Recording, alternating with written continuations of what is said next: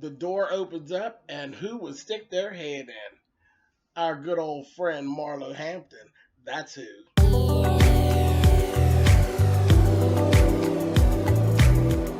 And I'm like, come on through, Cookie. I want to put my soapbox. That's basically it. Let's talk about drag and all its forms.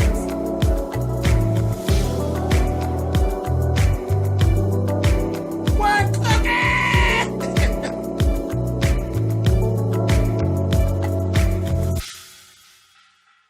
Hey guys, thanks so much for clicking on the video. This is going to be my review for Real Housewives of Atlanta Season 9, Episode 10. Like I said, popped in.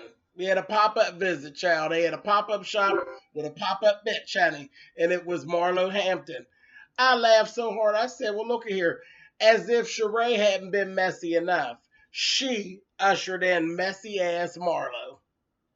Marlo came into the storyline as the friend of Michelle, who was the guy who's actually helping Sheree, supposedly helping Sheree, to decorate the chateau. Child, so here we got Marlo. Marlo and Sheree had this whole little conversation about Kenya.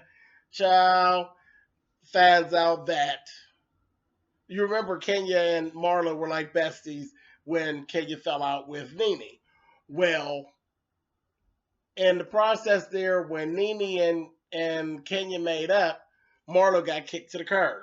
And Marlo feels some kind of way about it. So, you know, Sheree, there's this whole pop-up shop situation. You all remember that from previous episode that they were supposed to be doing to help Phaedra with her camp. Well, of course, Sheree invites Marlo to come on down to the pop-up shop because that's what Sheree does. She orchestrates the bullshit.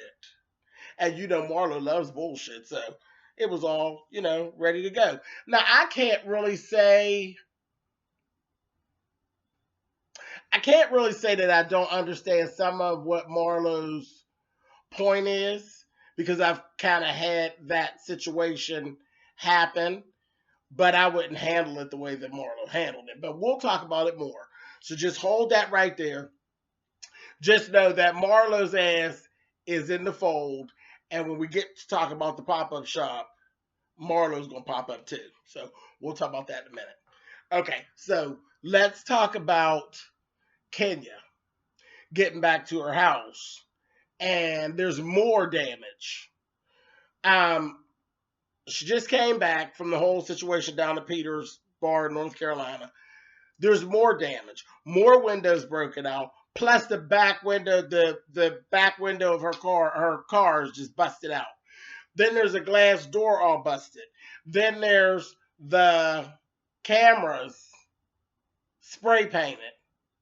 Like, what the fuck? Matt's on some old snapped type of shit. So it's getting to a point where I'm like, okay, Kenya, this is getting kind of creepy now. So she gets on the phone and she calls Candy. And Candy ends up telling her, girl, you know, they go back and forth. Candy's making total sense. And she's saying, you probably need to come away from there for a couple days. You come on over to our house and stay for a little bit. But you need to do something about this situation. And she asked her, you know, what would your father do? Your father would tell her to do a PFA on him. But this bitch is talking all that motherfucking abused woman verbiage. Well, I just really want to help him. And this, okay, you know what? I don't want to hear all that either because now you're sounding like a version of Snapped. But you're sounding like the person that they're actually talking about that got fucked up, that's dead at the end. That's who you sounding like, Kenya. So, like, really, I don't even want to be party to any of this shit. If you ain't going to do what you need to do, you need to get the fuck on off the show. Because this is Real Housewives of Atlanta. This is not Snap. That's a whole different reality show. Don't nobody want to see you get fucked up, for real. I don't mind one of these women fucking you up, but I don't want to see Matt fuck you up. Because Matt's playing for keeps, bitch. You playing around with him. That motherfucker's giving Jason Voorhees tease, honey. There's blood on the window and shit. I'm like, what is really going on? She need to leave him alone. Like, seriously. You need to leave him alone. And I don't even know what's up with Carlos and them. Because Carlos to them at this point should be like, excuse me, you need to go, dude. But whatever.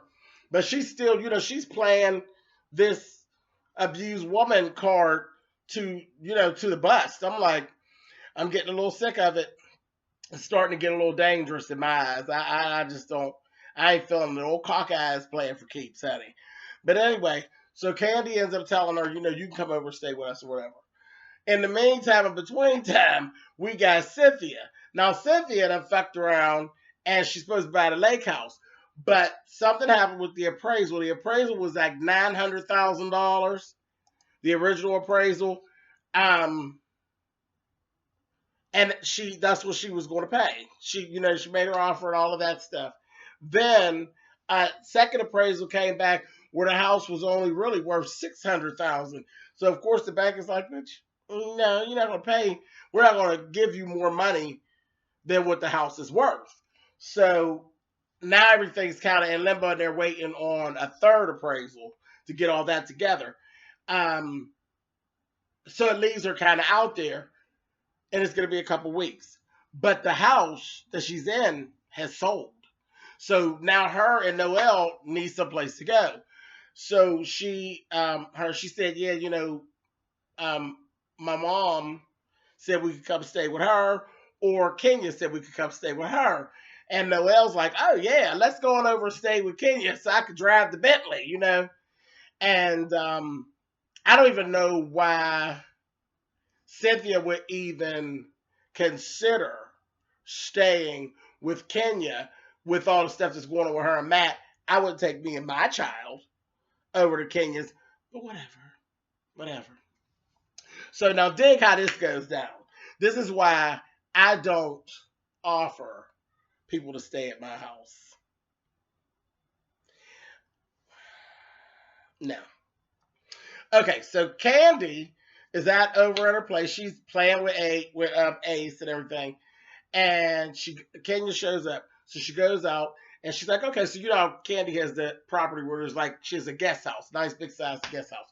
So she's over at the guest house and she's talking with Kenya. And at this time, I think Candy kind of even like played past the fact that she told Kenya she could come stay. Kenya's telling her, oh yeah. So where's my bedroom at? Candy's like, huh? And she's like, oh, yeah, your foot's in your mouth because you were being best friend 101, honey. So now you got this bitch coming to stay at your house. Anyway, so while they're doing all that, Candy's like, oh, okay, she's going to make good on her promise. She's like, okay. A couple minutes later, honey, the doorbell rings. She's like, who's this? Here comes Cynthia. So she's like, oh. Hey, Cynthia, I didn't know you were coming over. Kenya's like, oh, girl, yeah, I told Cynthia to come on over because, well, she was having some problems too, and I was going to have her stay with me, so I just figured we would both just stay with it.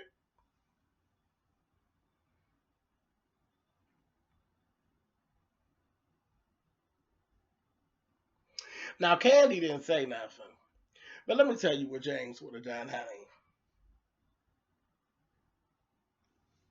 I would have started turning the lights off, honey. I would have slung Ace up on my motherfucking hip. And I'd have been like, oh, this is cute. And I wanted to try to help you out. But a hotel would be better. Oh, fuck. I'm going to invite you and you're going to invite another homeless bitch to stay. I said, look at them, man. They just come in there, both of them with that damn homeless gleam in their eye. I said, boy, let it be a lesson to you all. Do not let people up in your house, honey. And I'm telling you, don't let them up in your house. Because once you get them up in there, it's hard to get them up out of there, honey. And then they get to really taking over and carrying on like it's their house. I invite you to get you out of a bad spot and you bring another homeless motherfucker? No, God. No, that just took a lot of nerve for me. I was over that. I was like, okay. Oh, I don't even know more to say about that. Let's move on, child. I didn't know, ma'am. I would have loved to see what Mama Joyce had to say about that shit. I bet that would have made for a good scene, honey. Anyway, so they go ahead. Then there's this whole scene where Kenya took her ass down to see Phaedra. and talked to Phaedra about the situation with Matt and all of this. And she said, I know that you went through some different things with Apollo toward the end, and I just wanted to talk. Shit is really pretty white dress and white shoes. She looked really, really pretty. Her hair was pulled up because I get tired of that shit. Her hair for me is just boring. She don't do nothing with it most of the time. But she looked really, really pretty when she went down to see Phaedra. She really did. And they kind of had a moment, and it was kind of like a bonding moment, and it was weird, but it was cool. You know what I mean? It was like they put all the bullshit aside and they just did the girl time thing. So that kind of was cool. And Phaedra prayed for her and everything like that. And reassured that she needs to really end that. She said, maybe you should try some counseling and different things like that, but you need to make sure that you're safe. She reiterated that situation, so that was really good, Phaedra. Then, okay, so we have the pop-up shop thing. So let's talk about that. There's this pop-up shop, and Phaedra asked everybody for 50%. And they didn't know it was actually going to be 50%, so they kind of all went through that, and they kind of was like, 50%, girl, you really going there, girl. But everybody agreed to it. And of course, naturally, it's a pop-up shop, it's businesses. Of course, there was a nice little, and that's what you want. You want that in the air. It's a nice little air of competition, friendly competition, because they love to throw shade anyway. Kenya slayed them as far as what her spot, her booth spot, she slayed them. It was beautiful. It really was. They were, making fun. I don't give a fuck. Candy had the product that would sell the most naturally. She did her bedroom candy. Of course, it was a hot commodity. Of course, she made the most sales. But by far, Kenya's setup was the best. It was flawless. It really was. Kenya was giving you Barner Brothers here show realness, baby. I said, girl, you better do it. You better do it. And by far, the saddest was Sheree. She by Sheree, honey. That shit, Sheree looked like she was going to do a book signing. I said, and a bad book signing. She had a little table, honey, with a little flower on it, with a couple t-shirts. I said, bitch, you're out of here. You out of your league, baby. You out of your league. And of course, Candies was very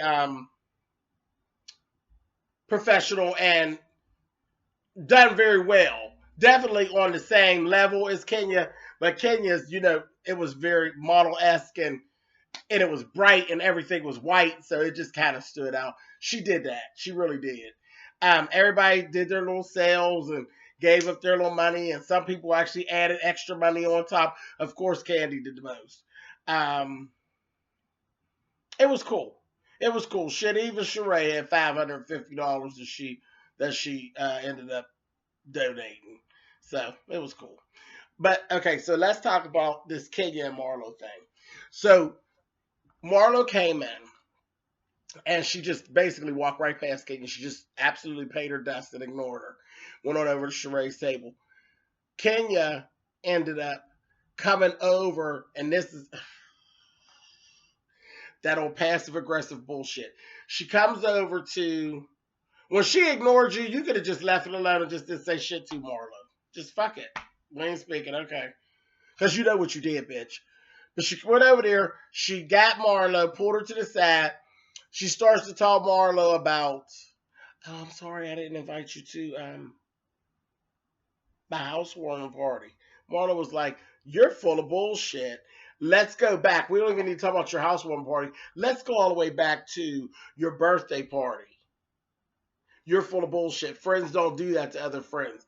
I actually helped you along with talking about putting the party together, and then you didn't invite me, and then boom, I see a picture at the party, and it's you. It was you and Mimi. So you didn't invite me, and then you haven't called me since. Then the housewarmer came, still haven't called me. You're full of bullshit, and I don't want to hear it. So, Marlo, we thought it was getting ready to get really, really hyped up. I understood where Marlo was coming from. I've been in that position, but I would never give you all that conversation about it. Okay, so let me explain myself. I've been in a position where there's a person that I'm friends with, and the whole thing of choosing between this person and that person, that's ridiculous because you just invite everybody, and if they can't act right, they can get out. But being as though whatever reason that you decide, if you and I are friends, and then whatever reason you decide that you're not going to invite me to whatever it is, then I find out later, oh, this went on and I wasn't invited. Okay, there's really no conversation that needs to be had because at this point, I can pretty much promise you, whenever you invite me to something else, I'm not coming. And whenever I have something, you're not fucking coming. And it doesn't require nor deserve a conversation. It just is what it is. And that's not associates. I'm talking about a motherfucker who thinks that they're your friend. Because people who do shit like that, those type of things, they think they are controlling the situation. It's a passive aggressive move. It really is. And yeah, that's really crazy. I mean, and I've been in that position. Not invited to a birthday party, no big deal.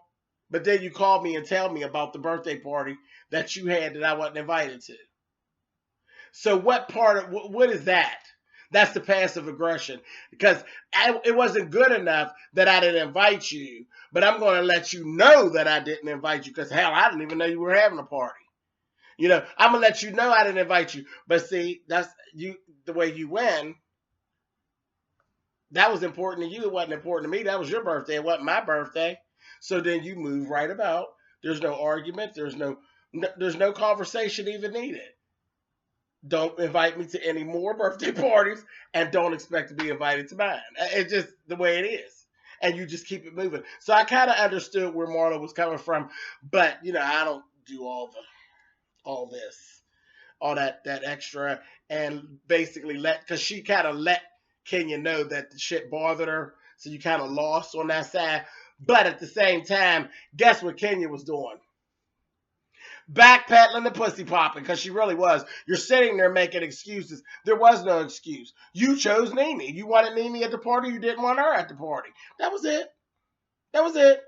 Quit backpedaling and pussy popping. That's very unattractive. Anyway, but that was it. That's how I felt about it. Y'all leave y'all. I know y'all gonna feel something. Maybe you'll agree, maybe you won't. Leave it in the comments. You know how we do. All right, I will talk to you guys because that's basically all that really went on in that episode. So I'll talk to you guys soon. Bye.